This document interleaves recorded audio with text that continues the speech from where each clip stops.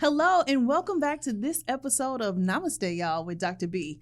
I'm so excited to have you here for a conversation today where we're going to really dive into a conversation about love versus fear. The only two real forces I think are at work most of the times in our lives. And I know this might sound a little foo-foo for some of y'all, but there's so much practical application that I had to call in another doctor. Okay, we got double doctor duty today. So if you would please help me welcome my very special sister girl guest today. And I am going to let Dr. Q introduce herself to you, tell you a little bit about who she is and what she does so we can dive into this very, very important conversation. So welcome, Dr. Q, to the show. Namaste. Namaste, sister.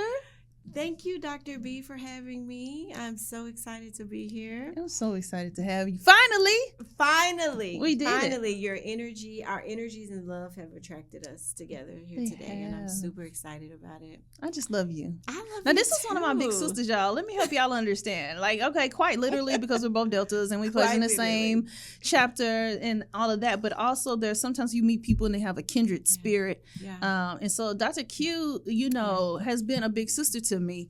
I've been blessed by the opportunity to be able to even talk to you about matters of my heart and like decisions and like navigating life and seasons and to have your wisdom and your love. And so I'm excited to be able to share that with the peoples today.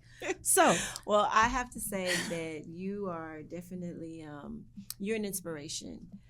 And when I see you doing the work that you do, operating in your purpose, your gift, and the love and energy that you bring the world, it inspires not just me, but everybody to be better and to be great, and but more importantly, to be authentic. yes. So you have this authenticity that I think is really, really important and really, really it's just it's beautiful. So I am blessed and honored to be here with you, Dr. B. Dr. Q, don't make me blush, So girl. it's the truth. I love you so and much. you're just so beautiful. And so are you. know? Stop, because she'll keep doing this, guys. Okay, Stop. last thing. She'll keep doing this. Last thing, because I think it's important. So I have a daughter, and I always try to remind her that beauty starts from the inside out. And so when people see you, I know they see, of course, you have this outside radiant, beautiful glow. But once you open your mouth, I think it's where they see the true essence and the core of your beauty. It's inside of you, and it's just amazing. So I appreciate that. Tell the people about who you. Stop it. I See how she is? So She's just this walking, radiant ball of positive energy. And she just makes you want to just go, you know, we see each other anywhere at a professional conference either, and we'll be like, let's find a place. We'll just go run off somewhere in a corner and just talk to each other. And it's beautiful. It's beautiful. So let's hop in. I want you to tell the people a little bit about your story, your platform, and kind of like the message you're called to share. Like, tell us a little bit about you. Absolutely. So I am Dallas born and bred. Hey, okay. 214. Oak Cliff. That's my hood. Put it in. Okay. Focus. I come from a single family home, but a beautifully blended situation with my father and I have a second mother and my two sisters. And so I have kind of the best of both worlds, and I've experienced that in which I think I'm purposed to do with my family initially, which is to be able to share love, right? And so I experienced that with them first. I am a divorced mom of two, and so it's really interesting how things come very full circle. Experiencing both being, you know, in a family unit and now being a single mother of two amazing human beings. Langston and Niall, they are my hearts, like outside of my body. And what else? I am a educator, leader, author, professor, coach. All of it. Come speaker. on. Run down on them, sis. Don't be humble. Run down on them. All of that. But what's cool is I get to do all of those things, and I get to operate in I'm so passionate about, which is doing all those things and discussing and sharing love. And I know it sounds really, really touchy-feely. I know that when people hear love, they're like, you know, because I am very kumbaya. I am very, you know, I love love. But I think that there's some practicality and some actionable things that is really important when discussing love. And I think it's super important to understand the true power and essence of love. And I know we'll get into that a little bit in this talk, but that's who I am. That's what I do. And I love what I do. I literally just finished a coaching session with 2 people I have some clients with the city. And I got off of it and I tell my mom, I just love what I do because it's a space where I get to serve and share love through listening, through so that people feel heard, so that leaders feel, supported. And I love what I do, and I feel very blessed and grateful. Yes, I love that. Very blessed and grateful. And I'm very blessed and grateful that you get to share like so much with so many people, because I think so. This episode, I think is really important because when you think about movements like the civil rights movement and like the progress that came out of the legislation that was born of the civil rights movement, I remember listening to James Baldwin talk about this idea, just like Martin Luther King Jr. did, about the idea of love, not as some sentimentality or some feeling in your heart, when we hear people talk about love. Absolutely. But about a driving force that pushes us towards action. And so I think like I've always had the understanding of what that means, but it wasn't until I got a little bit older, so fast forward to post-divorce, I started this particular therapist that I was going to. I remember one time discussing something with her when I was saying something about what my mom believed about a thing or whatever. And she said, well, what do you believe? And I told her, I said, well, I just told you what I believe. She said, no. You were explaining to me something about your mom's beliefs. Yeah. And I'm asking you, what do you believe when it comes to that? And it almost was the catalyst for me starting my own journey down into what are my own beliefs. So now when I get ready to talk to anybody, like I meet a new person or like whatever in any arena, and I tell them my religion is love. Now, I happen to be a Christian. And so I will also tell people that might not be the traditional sense of what you think that means. So talk to me about my beliefs. But what you don't ever want to do is project what you think other beliefs should be and man-made stuff upon me. I don't accept that anymore. Right? So when it comes to shaping my own belief system, I'm clacking your teeth. I'm clacking your teeth. I had to pivot into this because you made a post that helped me understand. So along my journey, I became a student of the Course in Miracles, right? So the way I found myself a student of the Course is by way of Marianne Williamson's book, A Return to Love. A Return to Love. I read A Return to Love, and I just remember how it started to transform my heart and mind so much, okay? And so at its core, I'm going to say this before I let you take it off, because I had to get my big sister in on this. She's the only other Black person I know that is a student of the Course in Miracles, right? And so everything about your platform and leading with love is rooted in this philosophy, right? And everything about where I was coming to in my own personal belief system is like, listen, the Bible says God is love. When I say my religion is love, I mean in any decision that I have to make in the course of a day, with people, with work, with whatever, I have the choice to either lead with love or make a fear-based decision that my ego is going to tell me how to move and what to do. Amen. Now, in the 90s, the shows that we used to watch kind of created this dynamic visually for you to see. If you remember, like Family Matters, there was like a devil on one shoulder that'd be like, do this. And then there's an angel on the other, so then it'd be like, now you should have gray. Right. Don't do that. Right. Why should you really? Right. And those dynamics, I think, I was starting to understand them as, sometimes in religious settings, we're made to think like there's an enemy and there's negativity and it's over there, and then there's good and then there's whatever. But my belief is that within us are both of these forces. Yeah. And then the Bible says that they're kind of at war. I shouldn't do things, and then I do things that I should not do. And this idea of this inner striving is the same concept. Yeah. It's either I'm choosing love or I'm choosing fear, and my ego is running amok with me. And my evolution is to try to get to the point where I can more consistently make loving choices, whether I'm in traffic, whether I'm deciding to move forward with a man or not, whether I am responding to a request from a family member for money, whatever it is. How am I going to, first of all, with loving myself, And then as an extension with how I show up with love for my neighbors, which is the call that Christ gave us, right? Yeah. So the ultimate goal for me as a Christian. Now, I saw that you were a student of the Course in Miracles, and I said to myself, oh my God, this makes perfect sense, because Quincy is one of the most loving people I have had the privilege to encounter. And so that's okay. understanding you as a student, you know, of this Course in Miracles, which is really a spirit about the practical application of your spiritual belief, basically.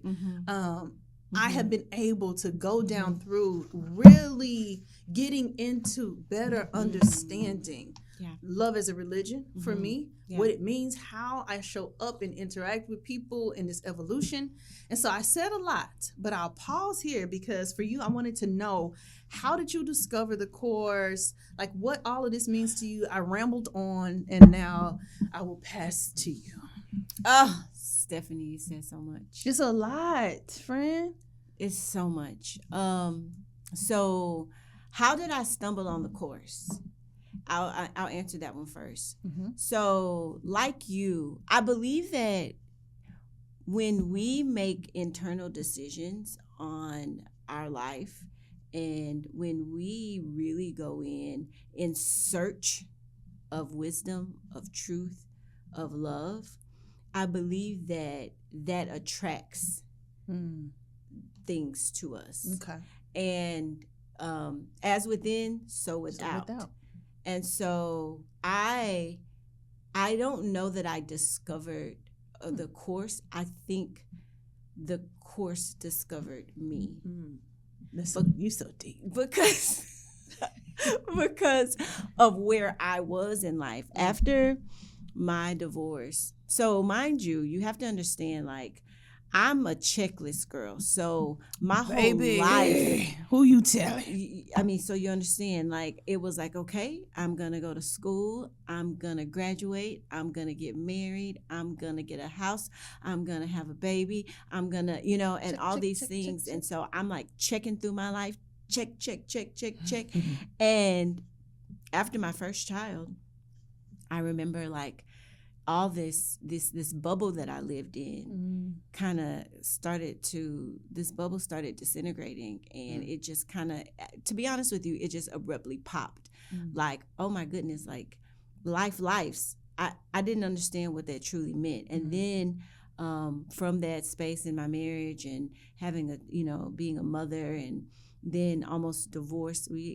I got actually filed for divorce twice. And so like marriage comes with its challenges. I mean, what's so interesting, this is pre-course. This is a different Queinnise. Right. And so I think I experienced that relationship, my marriage, and even my children very differently in that space. But sometimes it takes crisis and it takes things to really, really shake up in your life before you stop, listen, look, and pay attention to what's happening, not around you, but within you.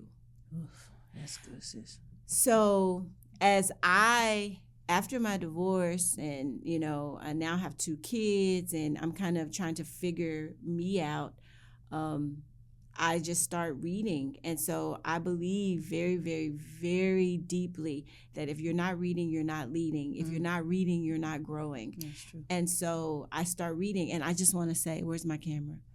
Please, people, read. If they want you to not know something, they put it in a book, but your reading is where you find power. It's where it's where the answers are to many things that you're looking for. So anyways, please read, children. Put your phones down. I beseech you, read. Okay. Anyway. Public service announcement from the educators. Yes. Please read. That's true. That's true, sis. So anyway, and in my reading, A Course of Miracles kept popping up because I'm reading like a lot of esoteric books. I'm reading a lot of books on mindset and understanding, the power within and the Bible. And I'm reading all these things. And there was just this thread throughout all the books that I was reading. Eckhart Tolle, Marion Williams, Bell Hooks. I don't know what the author is, but these books called E Squared. There's a book called E Squared and E Cubed. Amazing books. Kind of The Secret. Like I started reading all these books, and every single book. There was a reference of A Course in Miracles. And I'm like, what is this course? What is this course? What is this book? It's in every single book. And none of the books were necessarily connected. Right. But they all landed on a very, very, very important truth about love. And every single one of them referenced the course. And so I said, I've got to get this book. So I order, of course, Amazon. I'm Amazoning, you know. And I get this, I get this course, and it comes, and I'm like, oh, this is like a whole Bible. It's like, big old, who's reading this book? Yeah. And how do you eat an elephant? One bite at a time. One bite at a time. So I took that book one page at a time, and every single page, I was transformed. I'm going to say amen. Amen to that. Because I think there's one thing to say, when you get to a point in your spiritual evolution, like I wish I could quote it directly, but there was somebody that said, like, in the first part of your spiritual journey, you know, you have this awakening sometimes, like people like like you've been wayward, you're just out here living life, letting your ego run amok with you, and then you have an awakening and you discover, let's say, whatever religious practice you hop in on, let's say it's Christianity or Islam. You know, you see people when they make fun of, like, oh, people went to jail, then they you know, turned into a Muslim. Whatever it was for you, that thing that pulled you up from there and called you to question being down in the muck, right? And so then they say, like, so then you lock in on that thing, and it's like, I'm a Christian, I'm a Muslim, I'm like, whatever it is, really hardcore. And then we see those people that become religious fanatics sometimes, where all they can do is, like, you know, okay, and it's very limited and it's very here. Absolutely. But at some point in your evolution, in your spiritual journey, which is where I feel like Malcolm X was getting towards the end when they, you know, got rid of him. You start to get to this point where you awaken to the fact that there are so many universal truths that span the world religions. Absolutely. And so many of those things, you know, that I consider like biblical principles, that when you start to read stuff, you know, I think the Bible says something like, you try the Spirit by the Spirit. Like, when I start to say, like, when I started to read A Course in Miracles, just like with Marianne Williamson, when I was reading it and she was referencing A Course in Miracles, then I have to say, as a Christian, is this concept that I'm reading about something that's in alignment with what I feel like the Christ was trying to teach me and direct me towards? And if I get to something that's a contradiction to that, then I know how to let that go, right? Absolutely. And then if I read anything that enhances that or that helps me with the practical application of my faith, then by all means, please. And that was what I felt like the course was. For me, I was like, okay, this is then, when I read these lessons, helping me to say, like, and if you're choosing love, like, here are some lessons. Here are some things you need to reckon with and think about in terms of how you apply that in your day-to-day life. That was like really, really helpful for me. And you know what? I want to, if you're okay, let me just kind of piggyback on that. When I got it, I remember people telling me, be careful, don't read that. You know, if it's not the Bible, don't read it. And I think that as a people, specifically Black people, we've been conditioned to only think and believe what we're told in churches.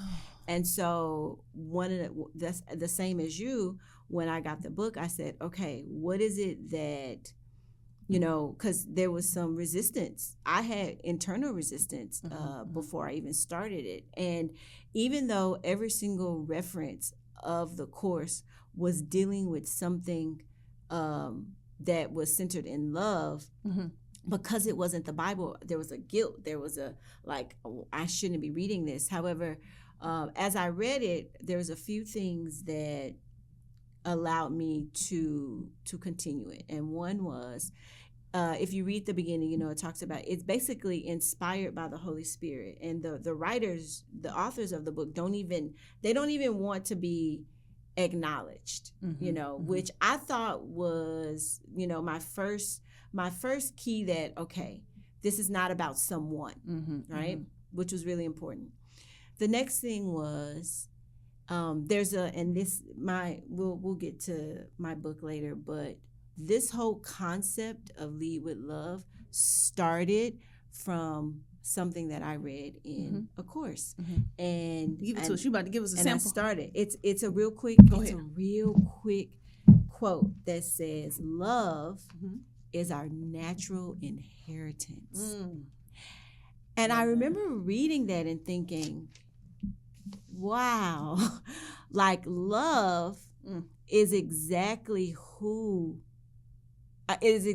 what we should all be experiencing. And I thought about inheritance, right? And I think about how when people pass away, inheritance is like you didn't have to work for it, you didn't have to earn it. It's something that's given that's gifted to you. And so if love is our natural inheritance, right? And again, like I love love. I've experienced love in so many different ways. And I think that the concept of love is very experiential. And so I'm like, I mean, it I don't know, it woke something up in me thinking, how can we ensure that every human being on this planet gets their inheritance?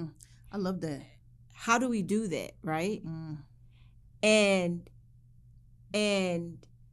the only way, and the Course talks about this, for that to happen is for us to understand the love that's within us and to freely give that love to people and things outside of us. Okay, hold on, because freely is countercultural. Freely giving your love is countercultural. And I think now that, especially that I try to date sometimes, is the best way I can describe what I be doing, because I don't even act like I be just really I try a little bit sometimes. I be like, listen, because what I understand, especially my big age, is that when people are in my orbit, I freely give. Okay. I freely give love. Okay. And if you are encountering people that have not freely been given love, that do not know love, I say there's some of these people, they do not know love. And so I've had, for instance, a couple of examples with like men that had mother wounds. And I didn't realize, because I was raised with a very loving, nurturing mother who hugged on me, kissed me, like physical expressions of her love. And I would be like, like she would love me. So even for everything, parents aren't perfect. So for everything that I could say, I had to work through as a result of having my mom, what I never had to work through was like, she never disrespected me. She never like talked to me, degraded me with her words. She never cussed me. Right. She never beat me physically. Like my mom was a nurturing lover. She gave love freely to me. So when people are in my orbit, I quite naturally do the same thing. For people that know not love, this is the thing we have to talk about. Giving freely in a world of loveless people. Now, okay, let me not say loveless people. Let me say people that function from their ego. You know what I'm saying? Because we have a choice then, right? If we're saying love is our inheritance and we can choose it, but at the same time, we have free will, that means people can choose to function lovelessly. They can. So what do we say then? If our practice is love, my religion is love, how are we then to navigate? It's easy to say, and we sit in here and we're in this room at this table, I love you and you love me, and woo, woo, woo. But we got to walk out of here into Trump's America, and we got to live with folks that do not have the same belief system. Absolutely. So how do you then navigate in a practical way? If I desire to live in this way, to love people, to treat people well, to not let my ego make me go upside people's head and talk to them crazy. How do you reconcile that with offering love freely and then understanding that you still have to accept that people are in different places and have different intentions, and like, how do you reconcile those things, or do you? For you. But the truth is, I think, Dr. B, is that love is our natural inheritance. And one of the concepts in the Course, by the way, is that God is love, and that we were made in God's image, that God is in us. Yes. And that together we are one. Yes. Okay. So if you believe that to be true, then then those people in which may be loveless can't be loveless if God and us are one. Do you agree? Yes. Yeah. So what I hear you talking more about is the decision to love, the decision to operate in truly who you are, right? In God, the decision to do that, and the decision to not allow your ego, which its sole purpose is to destroy love. Yes. Your ego is what keeps you from giving, seeing, and experiencing that in which is naturally yours. Right. To give. So I say that to say, yes, is that easy to do? No. But every single day, love is a daily decision. It's a choice that you have to make. Right. But I think that choice has more to do with you choosing love over fear. Because the ego, in which keeps us from love, is completely rooted and grounded in a fear of something. And I think maybe listening to you say that, I think sometimes then the most loving thing you can do for some people may be to like distance yourself from them, such that you can love people but maintain boundaries around what kind of access people get to you if you love yourself, right? The primary phrase of the Bible says you should love your neighbor as you love yourself. What does that mean? That's very true. That I need to love myself. And what does it mean to then say, because this is what you have to reconcile having a human experience. What I believe about humans is one thing. I believe what you said. I believe God is with us, in us. I believe people are capable of love. And I also then have to reconcile that with, and then for those people who decide to let their ego lead the way in how they interact with people, then the most loving thing I can do in my mind is to let them, right? Is to let them and love them, not judge them as anything, but to say like, and what it turns into almost at this point, Dr. Q, is I start to feel for people that don't understand that love and the power of it to transform their lives. Yeah. And if you really treated people well, like this is a spiritual practice. Like when you see people mistreat others because of their ego, and they decide I'm going to use people, I'm going to do whatever, and I'll get over on people and all that. Right. For you to see that, to me, almost makes me feel a level of compassion for people at this point, where I'm like, but there's so much love out here, like that you could be receiving and giving, and you would rather crash and thrash with your ego. So I think for me, I'm trying to reckon with in my walk, with how do I not judge that and say like that's that person's journey, and acknowledge too, namaste. Like the divinity in me, I see it in you. Absolutely. But your willingness to choose it or not, or choose your ego or not, is your own journey to take. Absolutely. And then like, but you want people to be like, no, but you don't have to be that way. Eckhart Tolle, another one of my favorite authors. And I think that this is one of the ways to show and exhibit love, but he says acceptance. Acceptance, Dr. B. Therein lies the peace of God. Accepting what people will or won't do, accepting that some people will not choose and decide to love every single day. You have to accept it. And it's that acceptance of who and where people are. Now, I'm not going to lie to you. I struggle when I experience certain people that operate in hate, that operate in ego, that operate in destruction and oppression, seeing the God in them, the light in them, and the love in them because of their decisions to not do that daily. I struggle with it. I'm please, like, point your hand towards me, put me on the list, okay? Put me on the list. Yeah. Because I am still human. However, I can't believe that God is in me and that I am love. Exactly. And those certain people not be. Yeah. Does that make sense? Yeah, and it's tricky, but that's what I feel tricky. Like MLK was, really big about that, because that in lies the connection, right? If you look across and you look at somebody and you say, hey, like my brother, Yeah.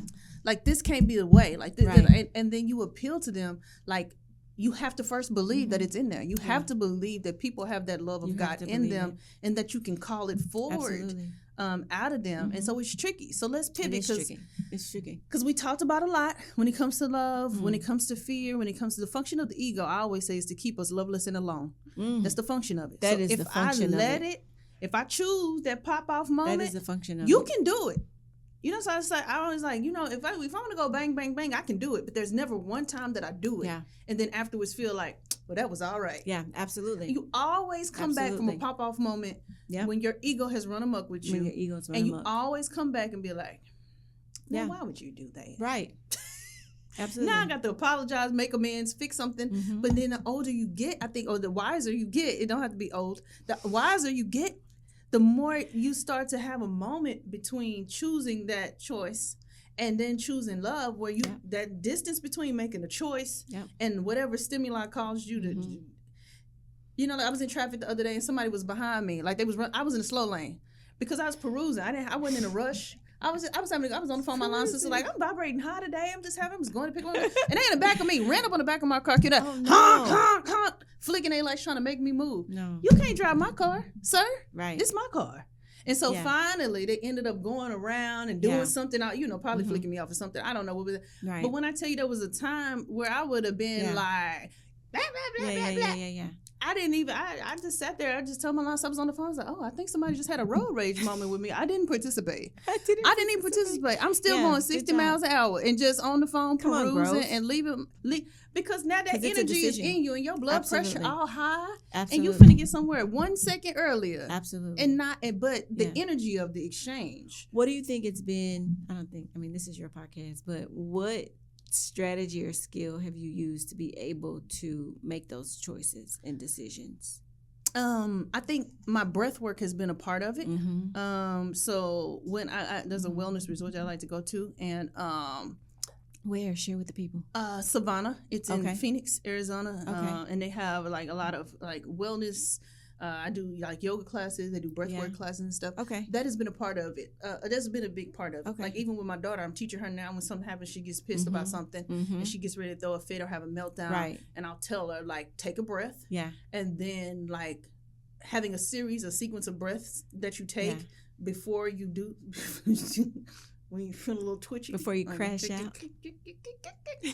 And so for her, I tell her you need a moment to yourself, and she'll Yeah. go in the room and then like do Mhm. And the same thing for me though as an adult. Like you need Mhm. you need a timeout Mhm. before you send that text message, Mhm. before you make that call, Mhm. to have a loving exchange. Because also as you get wiser, Mhm. I think I've had enough experience to know when I do it, Mhm. I'm not gonna feel good about it when it's over. Yeah, absolutely. And the more I'm in this practice of love and making loving choices, the more I see like the result of it in my body and how I feel and my internal peace being preserved. Yeah. Because I offer that love.